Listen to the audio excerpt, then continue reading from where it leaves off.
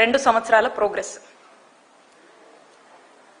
చంద్రబాబు నాయుడు గారి నాయకత్వంలో మరి చూస్తా ఉన్నాం వీరి పాలనలో 1వ తారీఖు వచ్చిందంటే చాలు వీళ్ళు ఇక ఒక స్కిట్ రెడీ చేసుకుంటా ఉంటారు.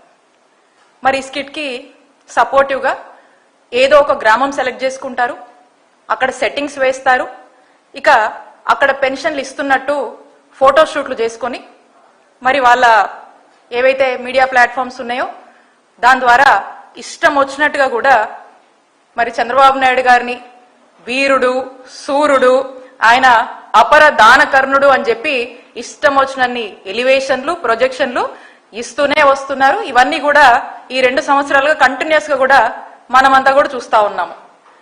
ఇక వాస్తవానికి వస్తే ఇప్పటి వరకు కూడా చంద్రబాబు నాయుడు గారి ప్రభుత్వం అధికారంలోకి వచ్చాక ఒక్కటైనా కొత్త పెన్షన్ ఇచ్చారా అని నేను చంద్రబాబు నాయుడు గారిని ప్రశ్నిస్తున్నాను. దీనికి మీరు సమాధానం చెప్పండి. మా నాయకుడు జగన్మోహన్ రెడ్డి గారు మా జగనన్న ప్రభుత్వంలో 66,35,000 పెన్షన్లు సుమారుగా మేము ఇచ్చాం.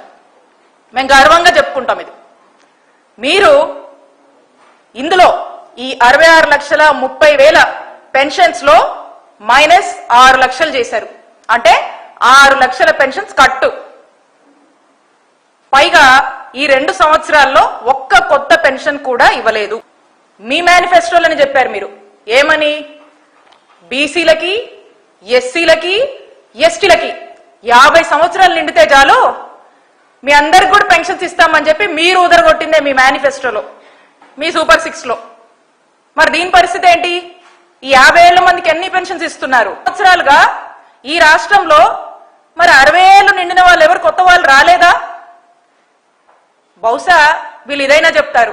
ఏమనంటే అవసరమైతే ఇలా కూడా చెప్తారు, మేము ఈ 2 సంవత్సరాలైంది అధికారంలోకి వచ్చి ఈ 2 సంవత్సరాల్లో 60,000 నిండిన వాళ్ళు ఎవరు కూడా ఎవరికి 60,000 నిండలేదు కాబట్టి మా దృష్టికి రాలేదు కాబట్టి మేము పెంచలేదు కొత్త పెన్షన్స్, అందుకే ఇవ్వలేదు అని మాట్లాడతారు. ఇందులో ఇంకో దారుణం ఉంది. మళ్ళీ